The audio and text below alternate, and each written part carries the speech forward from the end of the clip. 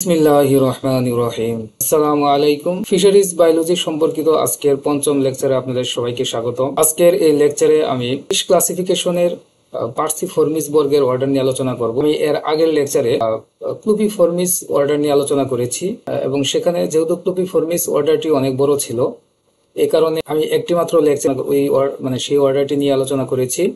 পার্সিফর্মিস অর্ডারটি অনেক বড় অর্ডার, সেক্ষেত্রে আজকের এই লেকচারে শুধুমাত্র পার্সিফর্মিস অর্ডার নিয়ে আলোচনা করব।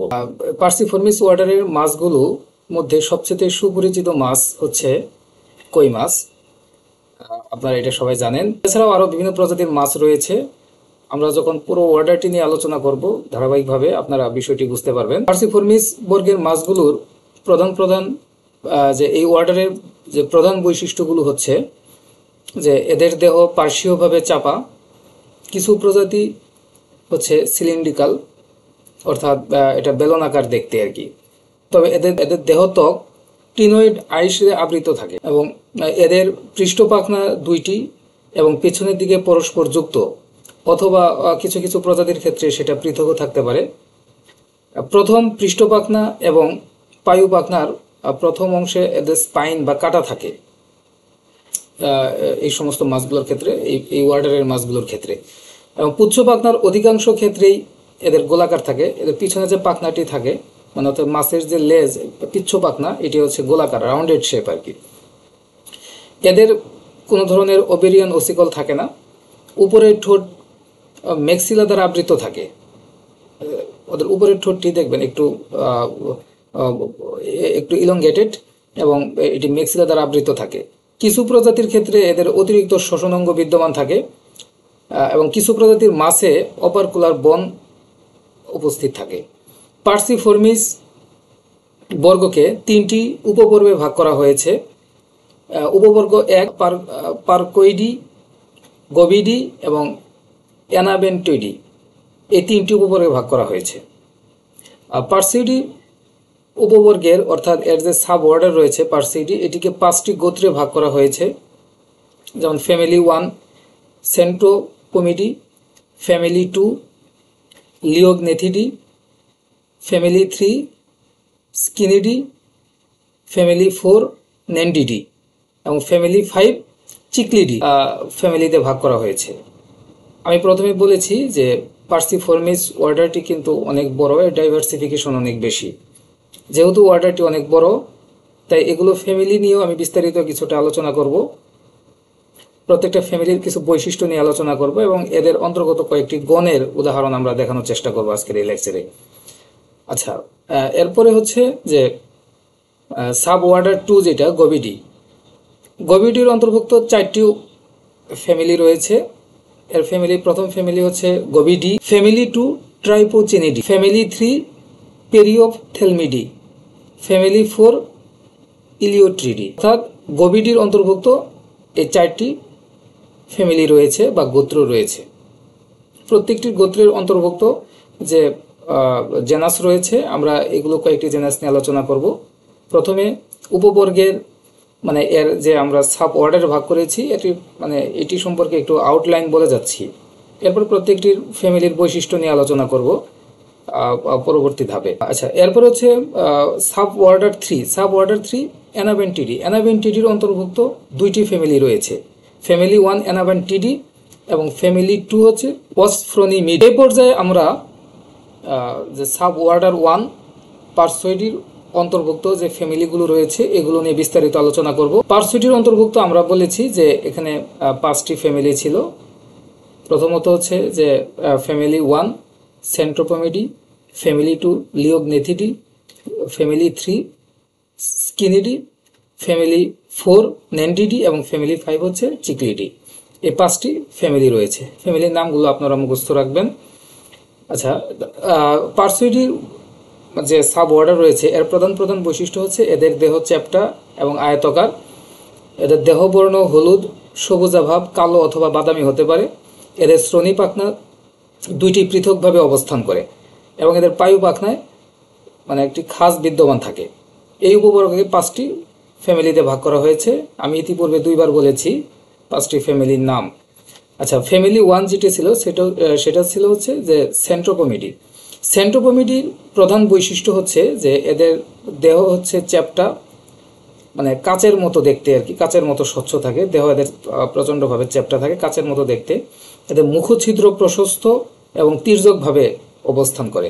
এদের পৃষ্ঠ পাখনা দুটি পরস্পর যুক্ত থাকে এবং এদের একটি মাত্র গণ রয়েছে, জেনাস রয়েছে। সেই জেনাসের নাম হচ্ছে চান্দা। আমরা যত ধরনের চান্দা মাছ দেখি, এই চান্দাগুলো হচ্ছে এই ফ্যামিলির অন্তর্ভুক্ত। এবং এটার যে একটি মাত্র গণ চান্দা, এবং এই চান্দার অন্তর্ভুক্ত 3টি প্রজাতি রয়েছে, মানে অর্থাৎ এই চান্দা জেনাসের অন্তর্গত 3টি স্পিসিস রয়েছে। তার মধ্যে প্রধান হচ্ছে চান্দা নামা বা নামা চান্দা আমরা যেটাকে বলি। এরপরে হচ্ছে চান্দা রাঙ্গা, লাল চান্দা। চাঙ্গা রান্দা সেটি হচ্ছে লাল চান্দা। আরেকটা হচ্ছে চান্দা বেকুলিস, এটি হচ্ছে কাটা চান্দা। এই 3টি অর্থাৎ চান্দার অন্তর্ভুক্ত 3টি স্পিসিস রয়েছে, চান্দা নামা, চান্দা রাঙ্গা এবং চান্দা বেকুলিস। এই 3টি চান্দা রয়েছে। এরপরে গোত্র 2 বা ফ্যামিলি 2 সেটি হচ্ছে লিওগনেথিডি। লিওগনেথিডির প্রধান বৈশিষ্ট্য হচ্ছে যে এদের দেহ প্রায় গোলাকার, মাথার উপরে অস্থিময় খাঁজ বিদ্যমান থাকে এবং এদের প্রথম পৃষ্ঠপাখনা দ্বিতীয় কাঁটাটি সর্বাধিক বড় থাকে।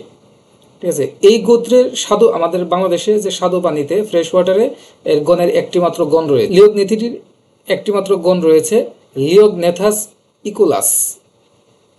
এটি হচ্ছে কাটা চান্দা বলে আর কি। আপনারা পাশের ছবি দেখতে পাচ্ছেন, লিওগনেথাস ইকুলাস, এটি হচ্ছে কাটা চান্দা। অর্থাৎ এই লিওগনেথিডির অন্তর্ভুক্ত একটি মাত্র জেনাস রয়েছে, সেটার নাম হচ্ছে লিওগনেথাস ইকুলাস। এরপর হচ্ছে গোত্র 3 স্কিনিডি গোত্রের অন্তর্ভুক্ত প্রধান বৈশিষ্ট্যগুলো হচ্ছে যে এদের পৃষ্ঠপাখনা কম বেশি গভীরভাবে খাঁজযুক্ত থাকে, অপার কোলামে 2টি চ্যাপ্টা কাটা থাকে। এদের অপার কোলামের দিকে 2টি চ্যাপ্টা কাটা থাকে। তুণ্ড, অর্থাৎ এদের ঠোঁট যেটা, মানে তুণ্ড অংশটি যেটা, তুণ্ডের অগ্রভাগ আর কি, এটি গোলাকার অথবা ভোঁতা থাকে। বাংলাদেশের স্বাদু পানিতে এর একটি মাত্র গণ বা জেনাস দেখা যায়, সেটা হচ্ছে পামা। এবং এই জেনাসের অন্তর্ভুক্ত একটি মাত্র স্পিসিস পামা। বাংলাদেশের জলাশয়ে বিভিন্ন জায়গায় এটা দেখা যায়, যেটাকে পোয়া মাছ বলে। আপনারা স্ক্রিনের ছবি দেখতে পাচ্ছেন, আমরা সবগুলো মাছের ছবি সংযুক্ত করার চেষ্টা করেছি। পামা হচ্ছে পোয়া মাছ। এই মাছটি বাংলাদেশের প্রায় ম্যাক্সিমাম জলাশয়েই দেখা যায়। বাংলাদেশের হাওর অঞ্চলগুলোতেও প্রচুর পরিমাণে পোয়া মাছ পাওয়া যাচ্ছে। এরপরে ফ্যামিলি 4 হচ্ছে নেন্ডি। এর প্রধান বৈশিষ্ট্যগুলো হচ্ছে এই ফ্যামিলির যে এদের দেহ অনেকটা আয়তাকার থাকে, রেক্ট্যাঙ্গুলার সাইজ। এদের মুখছিদ্র প্রশস্ত থাকে এবং প্রক্ষেপণযোগ্য।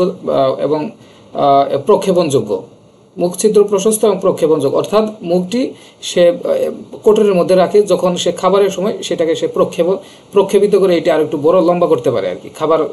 খাবার সংগ্রহের কাজে সাধারণত এটাকে প্রক্ষেপণযোগ্য বলা হয়। অর্থাৎ মুখটি সাধারণ অবস্থায় এটি ভেতরের দিকে ভাঁজ হয়ে থাকে, কিন্তু যখন এটা অ্যাক্টিভ হয় তখন সেটা আরও হচ্ছে 2 থেকে 3 ইঞ্চি লম্বা হতে পারে। এই কারণে এটাকে বলা হচ্ছে প্রক্ষেপণযোগ্য।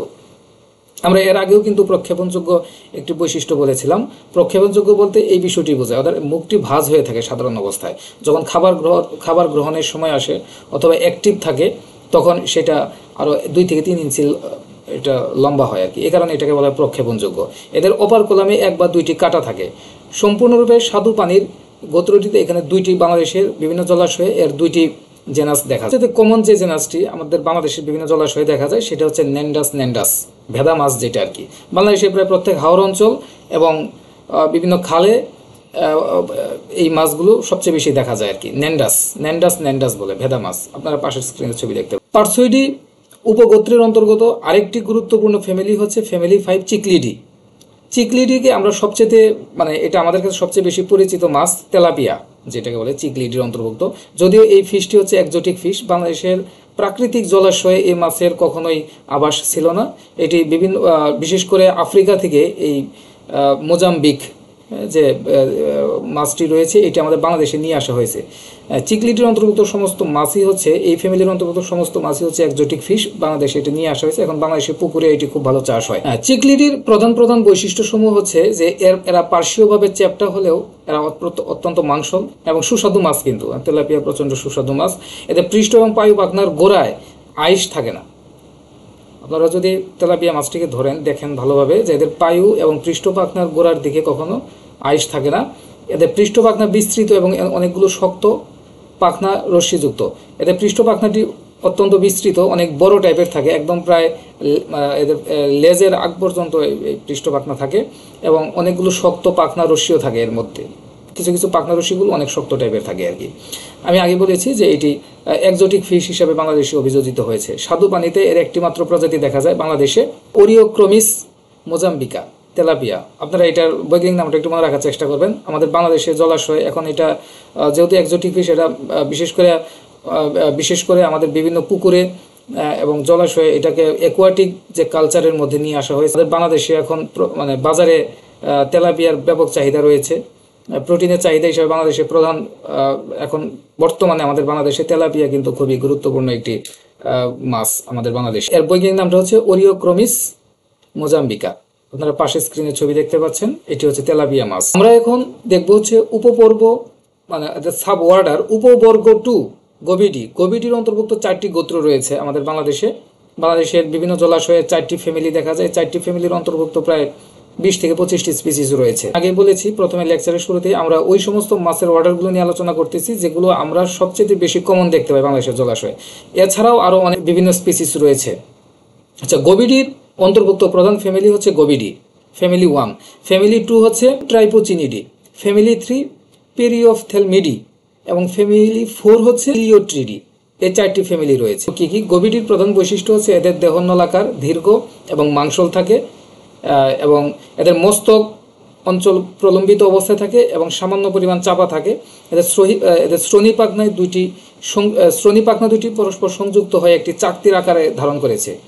আর এই উপবর্গ সাব অর্ডারকে, অর্থাৎ গবিডি সাব অর্ডারকে 4টি ফ্যামিলিতে ভাগ করা হয়েছে। প্রথমত হচ্ছে ফ্যামিলি 1 গবিডি।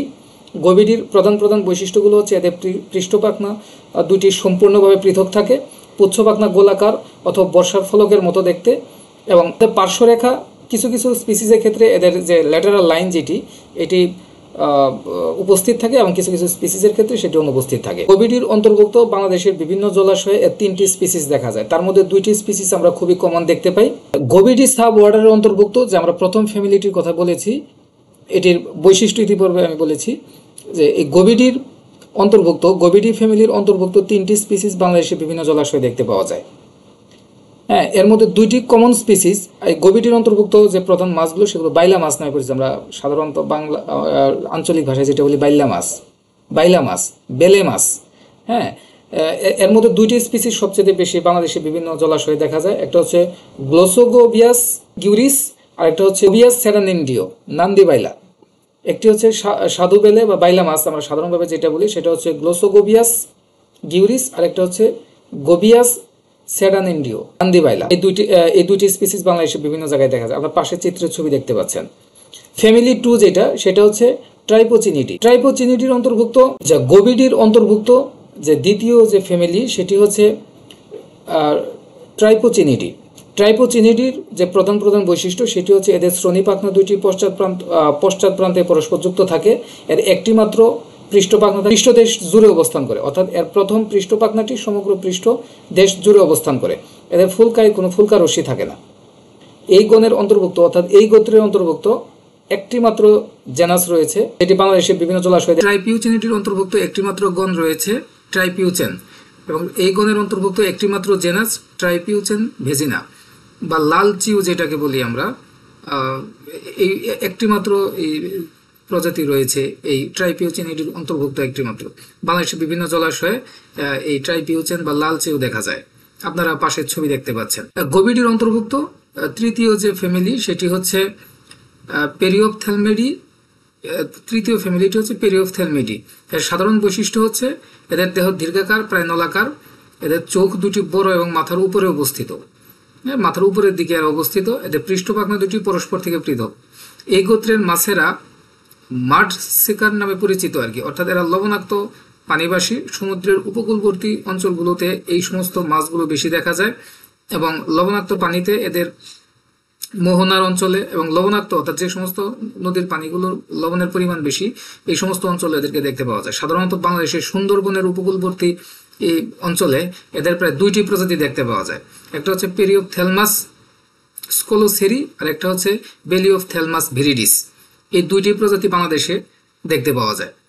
আপনারা পাশেই এই দুটি ছবি দেখতে পাচ্ছেন যে বাংলাদেশের সমুদ্রের উপকূলবর্তী অঞ্চলে এই দুটি স্পিসিস সবচেয়ে বেশি দেখা যায়। পেরিওফথেলমিডির অন্তর্ভুক্ত একটি মাত্র জেনাস, সেটি হচ্ছে বেলিওফথেলমাস। বেলিওফথেলমাস ভিরিডিস, এটি একটি মাত্র স্পিসিস রয়েছে। সাব অর্ডার 2 গবিডির অন্তর্ভুক্ত যে চতুর্থ ফ্যামিলিটি, সেটি হচ্ছে ইলিওট্রিডি। ইলিওট্রিডির প্রধান বৈশিষ্ট্য হচ্ছে যে এই মাছগুলো নলাকার এবং মাংসল, প্রচুর পরিমাণ মাংসল থাকে এবং মস্তক অঞ্চল প্রচণ্ডভাবে চ্যাপ্টা থাকে। এতে পৃষ্ঠপাখনা দুটি সংযুক্ত থাকতে পারে অথবা বিযুক্ত থাকতে পারে। এই গোত্রের মাছরা স্বাদু পানিতে বসবাস করে না, এরা সমুদ্র উপকূলে এবং লবণাক্ত পানিতে এদেরকে দেখা যায়। অর্থাৎ বাংলাদেশের উপকূলীয় অঞ্চলগুলোতে, অর্থাৎ যেখানে পানির লবণাক্ততা বেশি, এই সমস্ত অঞ্চলগুলোতে এদের দুইটি প্রজাতি বাংলাদেশে দেখতে পাওয়া যায়। ইলিওট্রিস ফাস্কা, মানে এই স্পিসিসটি বাংলাদেশের বিভিন্ন উপকূলীয় অঞ্চলে দেখতে পাওয়া যায়। আপনারা পাশের চিত্রে এটি ছবি দেখতে পাচ্ছেন, ইলিওট্রিস ফাস্কা। এর দুইটি স্পিসিস বাংলাদেশে দেখতে পাওয়া যায়। তার মধ্যে এই স্পিসিসটি বাংলাদেশের উপকূলীয় অঞ্চলের বিভিন্ন জলাশয়ে দেখতে পাওয়া যায়। আমরা বলেছিলাম যে পার্সিফর্মিস অর্ডারকে আমরা তিনটি ভাগে ভাগ করেছি। প্রথম অর্ডারটি নিয়ে আলোচনা করেছি, সেটা হচ্ছে পার্সোইডি। দ্বিতীয় সাব অর্ডারটি হচ্ছে গোবিডি, এবং তৃতীয়টি আমরা এখন যেটি আলোচনা করব সেটি হচ্ছে অ্যানাবেন্টিডি। এই অ্যানাবেন্টিডি এই সাব অর্ডারের অন্তর্ভুক্ত দুইটি ফ্যামিলি রয়েছে, একটা হচ্ছে অ্যানাবান্টিডি আর একটা হচ্ছে অসফ্রোনেমিডি। অ্যানাবেন্টিডির প্রধান বৈশিষ্ট্যগুলো হচ্ছে এদের পৃষ্ঠপাখনা দুটি পরস্পর যুক্ত থাকতে পারে এবং পৃষ্ঠ ও পায়ুপাখনা দুটি কণ্টক সমন্বিত, এবং এদের পার্শ্বরেখার সংবেদী অঙ্গ উপস্থিত থাকতে পারে অথবা অনুপস্থিত থাকতে পারে।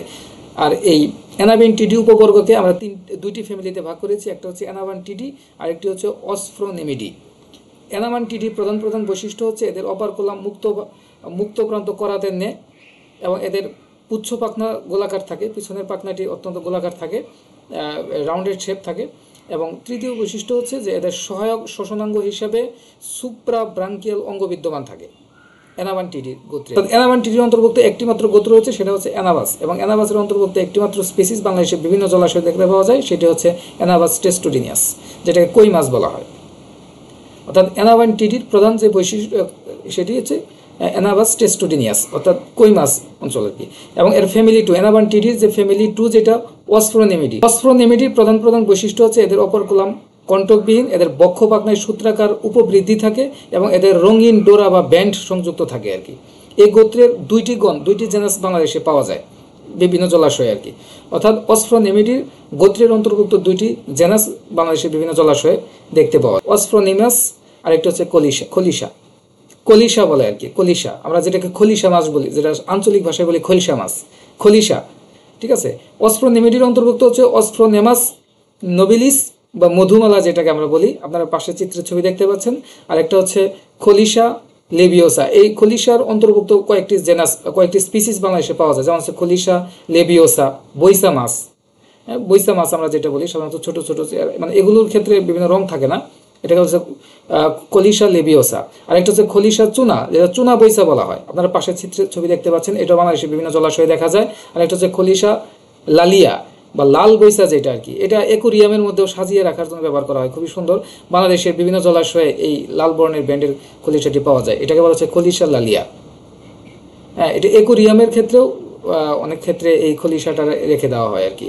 এটা হচ্ছে অ্যানাবান্টিডির অন্তর্ভুক্ত অসফ্রোনেমিডির গোত্রের এই দুটি জেনাস বাংলাদেশের বিভিন্ন জলাশয়ে দেখতে পাওয়া যায়। যাই হোক, আপনারা আশা করি বিষয়টি বুঝতে পেরেছেন। লেকচারটি অনেক বড় হয়ে গেছে। পার্সিফর্মিস যে অর্ডারটি রয়েছে, এটির ডাইভার্সিফিকেশন অনেক বেশি। এটি মানে আরও লংভাবে আলোচনা করা যেত, আমি খুবই সংক্ষিপ্তভাবে এখানে আলোচনা করেছি। আশা করি আপনারা বিষয়টি বুঝতে পেরেছেন। আমি যে ফ্যামিলির নামগুলো এখানে বলেছি, আপনারা এগুলোর যে গণগুলো, মানে আমি গণের সংখ্যা বলে দিয়েছি যে বাংলাদেশের বিভিন্ন জলাশয়ে এর কয়টি স্পিসিস পাওয়া যায়। আপনারা একটি ট্যাক্সোনমির বই থেকে এই গণের বৈশিষ্ট্যগুলো নিয়েও আলাদাভাবে এগুলোকে সাজাতে পারেন। বিভিন্ন বইগুলোতে বিভিন্নভাবে দেওয়া রয়েছে, আমি মোটামুটি সহজভাবে এখানে বিষয়গুলো আলোচনা করেছি। আপনারা এটাকে স্ট্যান্ডার্ড ধরে নোট তৈরি করে আপনারা একটি সুন্দর একটি ট্যাক্সোনমি তৈরি করতে পারবেন আশা করি আর কি। যাই হোক, আজকে এই পর্যন্তই। পরবর্তী লেকচারে আমন্ত্রণ জানিয়ে আজকে এখানে শেষ করছি। খোদা হাফেজ।